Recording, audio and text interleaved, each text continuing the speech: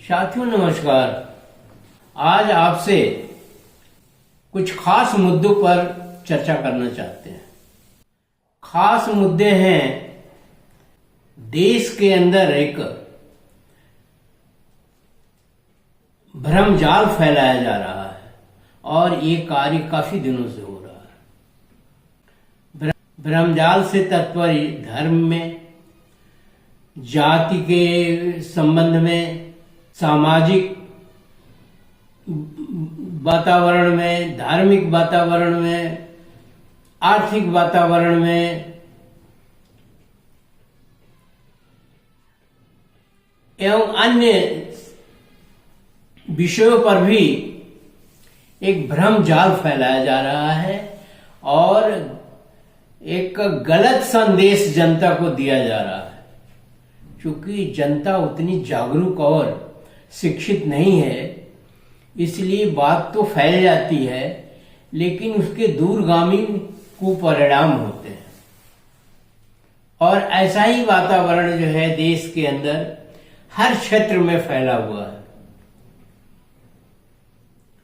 धर्म के ले लीजिए तो समाज का, शिक्षा का, स्वास्थ्य का, अन्य तमाम चीजों में एक भ्रम सा फैलाया गया है और ऐसा जानबूझकर किया जा रहा है। ऐसा नहीं है कि वो इससे अनजान है। सारे देवी देवता, पूरे देश में जितने भी देवी देवता हैं सभी नॉन बायोलॉजिकल हैं। अब नॉन बायोलॉजिकल में तो कुछ भी आप कर सकते हैं। कोई फोटो बना सकते हैं, कोई उनके गुण दिखा सकते हैं, कोई उनके बारे में कुछ भी कह सकते हैं। उदाहरण तो आम है, गणेश जी दूध पीते हैं, पत्थर की मूर्ति दूध पीती है, आदमी के सर पर हाथी का सूंड लगा दिया गया है। और इस तरह के तमाम जो है आप पाएंगे कि तमाम भ्रम है। अब नया नॉन बायोलॉजिकल हैं ये सारे देवता। 1947 में मेरी समझ में नेहरू ने नॉन बायोलॉजिकल पैदाइशी पर रोक लगा दिया था। रोक तो पूर्णतः नहीं लगा सकते, लेकिन एक स्वस्थ वातावरण लाने की कोशिश की गई थी। रोक लगाने से हमारा तात्पर्य यह है, बहुत दिनों बाद 2024 में केवल एक नॉन बायोलॉजिकल जो है पैदाइशी हुई, मात्र एक। अब इसके लिए नेहरू दोषी हैं कि कौन दोषी है, ये तो वही लोग डिसाइड करेंगे जो भ्रमजाल फैला रहे हैं। पर अब वो नॉन बायोलॉजिकल जो है शीर्ष पर बैठे हुए हैं और वो खुलेआम कहते हैं मंचों से कि मैं नॉन बायोलॉजिकल हूं। इसी तरह से ये धर्म की बात हो गई। धर्म में ये सब नहीं है नॉन बायोलॉजिकल बायोलॉजिकल, ये तो भ्रमजाल फैलाया जा रहा है। और धारा ऊपर से बह रही है, नीचे से नहीं। ये भी एक गौर करने की बात है कि धारा ऊपर से बह रही, नीचे से नहीं। धार्मिक लोग शायद संवैधानिक पदों पर बैठे हुए हैं, उल जलूल बकने वाले लोग संवैधानिक पदों पर बैठे हुए हैं और वो उल जलूल काम ही करते हैं। और वो न उन्हें धर्म का ज्ञान है, न उन्हें समाज का ज्ञान है, न उन्हें शिक्षा का ज्ञान है, न स्वास्थ्य का ज्ञान है, किसी चीज का ज्ञान नहीं है। वो चाटुकारिता के बल पर जो है वो संवैधानिक पदों पर बैठे हुए हैं। वो चाटुकारिता शीर्ष नेतृत्व की हो, वो चाटुकारिता एक नागपुर में सामाजिक और सांस्कृतिक संस्था है, बहुत पुरानी संस्था है, उसकी हो या जो भी हो। और एक खूबी और देखने को मिलती है कि इन तमाम बातों में सांस्कृतिक और सामाजिक संस्था कोई दखल अंदाजी नहीं करती है, और वो भी झूठ बोलती है कि मैं तो सांस्कृतिक और सामाजिक संस्था हूं और मेरा राजनीति से कुछ लेना देना नहीं है, लेकिन वो 100% राजनीति करते हैं और सामाजिक और सांस्कृतिक काम आधे % भी नहीं करते। ऐसी स्थिति है कि एक चारों तरफ जो है मायाजाल फैला हुआ है, और मायाजाल के चक्कर में जो अशिक्षित गंवार जाहिल जनता है वो बात को समझ नहीं पा रही है, और आज ही से नहीं जुगों से नहीं समझ पा रही, जिसकी वजह से इस देश की दुर्दशा और गुलामी होती रही है। गुलामी का कारण भी यही रहा है, और आज भी कोई बहुत बड़ी बात नहीं है कि ये उछल कूद जो हो रहा है ये सही है, और ये उछल कूद जो है नुकसान नहीं करेगा। ये बहुत बड़ा नुकसान कर सकता है देश का। अभी तो ट्रंप के निमंत्रण पर बवेला हो रहा है, कल को आक्रमण भी होगा। अभी तो चाइना के बॉर्डर पर आक्रमण की बात होगी, अभी तो वो और आगे बढ़ेगा। इसलिए बढ़ेगा कि कमी हमारे अंदर है, कमी हमारे शीर्ष नेतृत्व के अंदर है। हम अपनी ही पब्लिक को, अपने ही जनता को, अपने ही लोगों को धोखा दे रहे हैं। तो यह स्थिति सही नहीं है देश के लिए, जनता के लिए, और जनता को भी ये समझना चाहिए 2014 में जनता और 13 में जनता भी उछल कूद कर रही थी। ऐसा नहीं है कि नहीं कर रही थी, और कुछ लोग तो आज भी कर रहे हैं, छोटे से स्वार्थ के लिए, छोटी सी चीज के लिए। चापलूसों की संख्या बढ़ती जा रही है, तोरण गायन हो रहा है, और तमाम तरह की विसंगतियां उत्पन्न हो रही हैं। ऐसी स्थिति में देश को एक भटकने वाली स्थिति में लाया जा रहा है, और अगर ये भटकाव तगड़ा हुआ तो स्थिति हाथ से बाहर निकल जाएगी। राज सत्ता तो जाएगी ही जाएगी, स्थिति भी हाथ से बाहर निकल जाएगी। साधु संवैधानिक पदों पर बैठे हुए महंत और साधु पॉलिटिक्स कर रहे हैं, और खुलेआम जनता की तो बात छोड़ दीजिए, राजनीतिज्ञों की बात छोड़ दीजिए, धार्मिक लोगों की बात कर रहे हैं। इस तरह के उल्टे सीधे सवाल करते हैं, उल्टे सीधे काम करते हैं, उल्टी सीधी वार्ता करते हैं कि सुन के आदमी दंग रह जाता है, जो थोड़ा पढ़ा लिखा है या थोड़ा जो है वो जागरूक है। ये राजू दास, इनकी पूरी भाषा ही अमर्यादित है, इन्हें भाषा का ही ज्ञान नहीं है। इनकी पूरी कार्य पद्धति जो है शंका के दायरे में है। ऐसे ही रामभद्राचार्य है, उनकी भाषा पर भी कोई नियंत्रण नहीं है, और दोनों आंख से अंधे भी। उन्हें क्या दिखाई देता है, क्या समझ जाता है कि वो तो वही वाली बात है कि हवा बहती है तो कुत्ता भौंकने लगता है। इस तरह के धीरेन्द्र शास्त्री हैं, पीछे भी हो चुके हैं आसाराम बापू और कौन कौन, और तमाम लोग जो है ये एक वातावरण को धूमिल करने वाली, एक वातावरण को, ये धीरेन्द्र शास्त्री, इसको तो कहा जा सकता है कि अब अपनी एक्टिविटी बंद करो। तो जिस तरह से और भी हैं, अनुद्धाचार्य हैं, तमाम हैं जो इस तरह के अनर्गल भाषण करते हैं। कुछ सीमा में रहते हैं, कुछ सीमा से बाहर रहते हैं, कुछ तो बिल्कुल ही सीमा से बाहर है। उनको साधु और संत कहने का मतलब साधु संतों का अपमान है। हमारे पूजनीय शंकराचार्य जी तो काफी संयुक्त भाषा इस्तेमाल करते हैं। ठीक है, धर्म अपना धर्म है, लेकिन धर्म के नाम पर अधर्म से भी नीचे चले जाएं, ये तो कोई बात नहीं हुई। ढोक पाखंड आडंबर भी तो इसी हिसाब से बढ़ाया जा रहा है और किया जा रहा है, और पब्लिक को गुमराह किया जा रहा है। जनता गुमराह है, भ्रमित है। कुंभ आपने लगाया, ठीक है, कुंभ लगाया एक प्रथा है, एक वो है, कहीं कोई न मोक्ष में जाता है, न स्वर्ग में जाता है, नहीं पुण्य होता है, नहीं पाप होता है, कहीं कुछ नहीं, एक प्रथा है चली आ रही, उस प्रथा को आप जिंदा रखना चाहते हैं।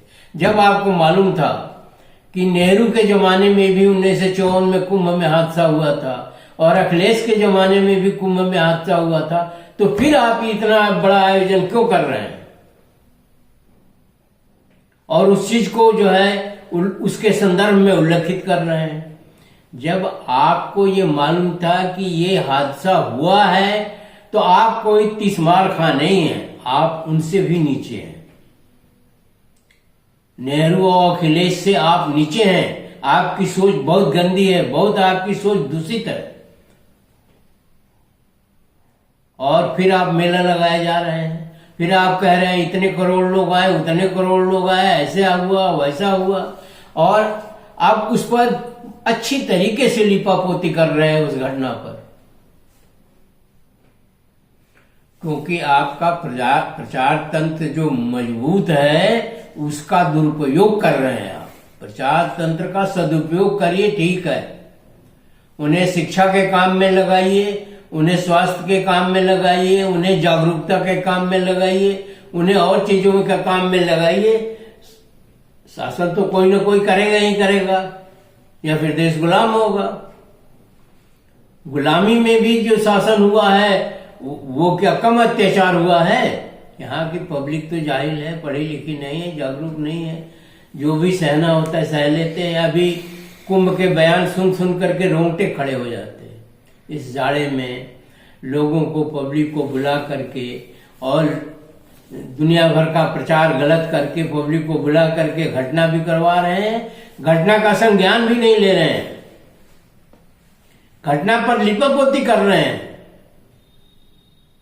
मतलब आपकी पॉजिटिविटी 0 है,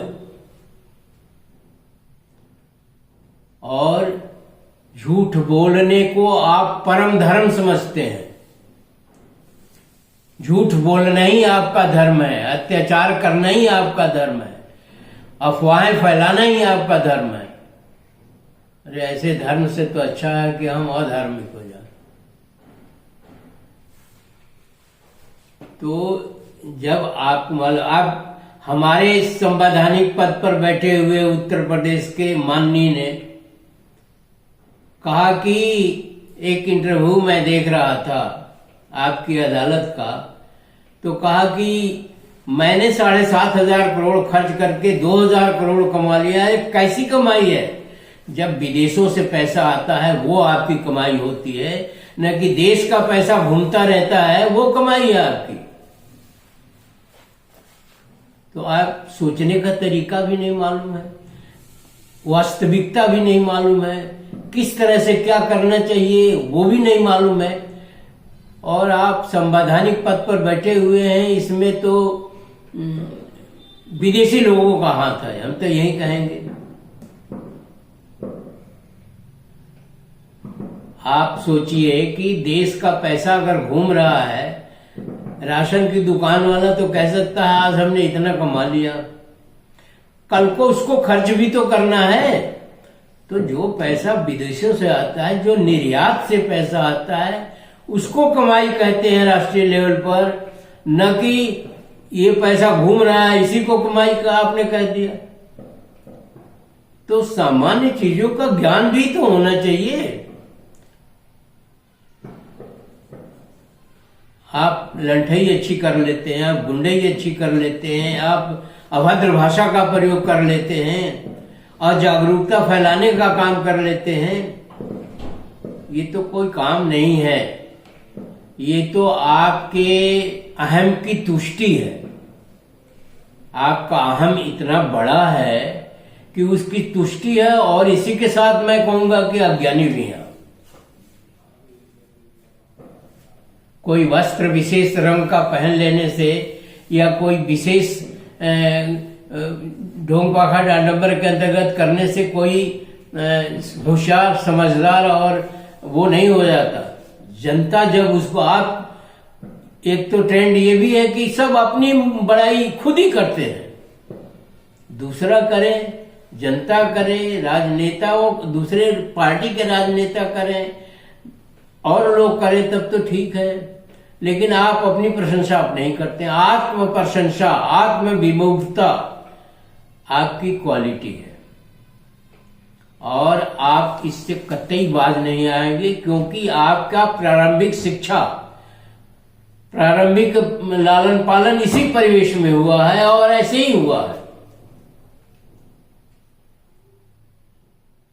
और मैं तो कहूंगा जो सबसे बड़ी सांस्कृतिक और सामाजिक संस्था है वो खुद एक ऑर्गेनाइज तरीके से, संगठित तरीके से देश को बर्बाद कर रही है और देश में अजागरूकता और देश में ढोंग पाखंड आडंबर फैला रही है। और ये निश्चित है कि ये विदेशी लोग हैं।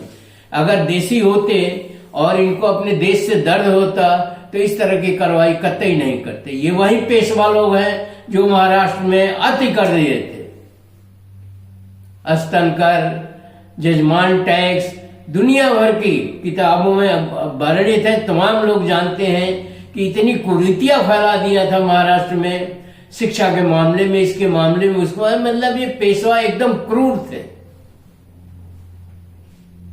उन्हीं से रिलेटेड जो है ये लोग हैं, क्योंकि इन्हें देश प्रेम नहीं है, देश से इनको कोई लगाव नहीं है। इन्हें शासन सत्ता चाहिए, मलाई चाहिए, इन्हें आराम से रहने को चाहिए और लोग भीख मांगते रहें, तड़पते रहें, उसमें इनकी आत्मसंतुष्टि होती है। जनता की उन्नति हो, इसमें असंतुष्टि नहीं होती। धर्म का क्या मतलब है? धर्म का मतलब ये है कि आप कुंभ लगा रहे हैं, वहां धर्म हो रहा है। जाड़े में लोग जो है किस किस तरह से, तो एक नामी पत्रकार महोदय रवीश कुमार जी जो है उसका वर्णन कर रहे हैं, आप उसको सुनिए।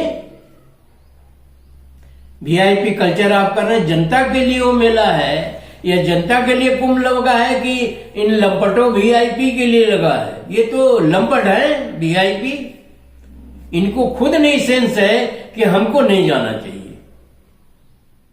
वहां नहाने से कोई पुण्य और पाप नहीं होता है, कोई मोक्ष नहीं जाता है। एक जो है सन्यासी बन करके वो कहता है जो मर गए हो मोक्ष मर गए, तुम क्यों नहीं मर रहे हो? तुमको नहा करके उसी में डुबकी लगा के मर जाना चाहिए, मोक्ष हो जाएगी। तुम दूसरे को कह रहे हो कि मोक्ष हो जाएगा, उस पर कोई जो है शासन की प्रतिक्रिया नहीं है। तो क्या समझा जाए, किस तरह से समझा जाए, किस तरह से काम किया जाए? आखिर यार ये निरीह जनता, अशिक्षित, अजागरूक जनता, इनके बाल बच्चे तो ही हैं, ये तो समझ रही हैं, ये चीजें तो है ही हैं उनके साथ। दैविक आपदा आ जाती है, कोई बात नहीं, दैविक आपदा तो हम नहीं रोक सकते हैं, लेकिन जो अप्राकृतिक आपदा क्रिएट किया जाता है, अप्राकृतिक बातें की जाती हैं, अप्राकृतिक तरीके से जो है काम किए जाते हैं, उसके बारे में तो कहना बहुत जरूरी है। साधु सन्यासियों के अलावा कोई एमएलए एमपी बनने लायक नहीं है, या कोई मुख्यमंत्री और राज्य मंत्री और ये मंत्री और वो मंत्री बनने लायक नहीं है। हमारे शीर्ष पर बैठे जो है नेता, वो खुद ही जो है मंदिर मंदिर छानते फिरते हैं और ढोंग पाखंड आडंबर फैलाते फिरते हैं। ये भी कहा जाता है कि कोई होशियार आदमी ही झूठ बोल सकता है और बेवकूफ आदमी तो कभी भी सच बोल सकता है। तो झूठ फैला करके क्या आप संदेश देना चाहते हैं, किस तरह से देश को चलाना चाहते हैं, किस तरह से इस देश का संचालन करना चाहते हैं, इस देश से आपकी दुश्मनी क्या है? हमें नहीं लगता कि आपकी देश से कोई दुश्मनी है, और देश को स्वस्थ परंपराएं, स्वस्थ सोच, स्वस्थ शिक्षा, स्वस्थ स्वास्थ्य, स्वस्थ सारी कार्रवाई होनी चाहिए।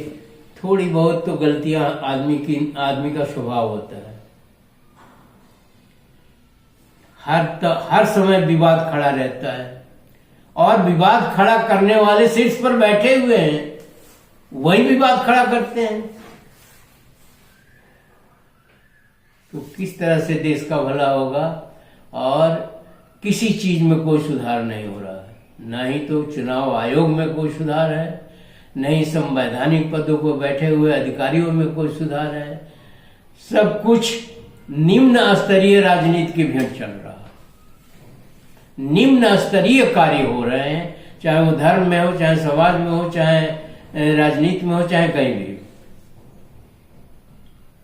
और इसके विरुद्ध जनता को एक होना चाहिए, जनता को जागरूक होना चाहिए। और जनता इसके खिलाफ आवाज अगर नहीं उठाती है तो सबसे ज्यादा नुकसान जनता का ही होना चाहिए।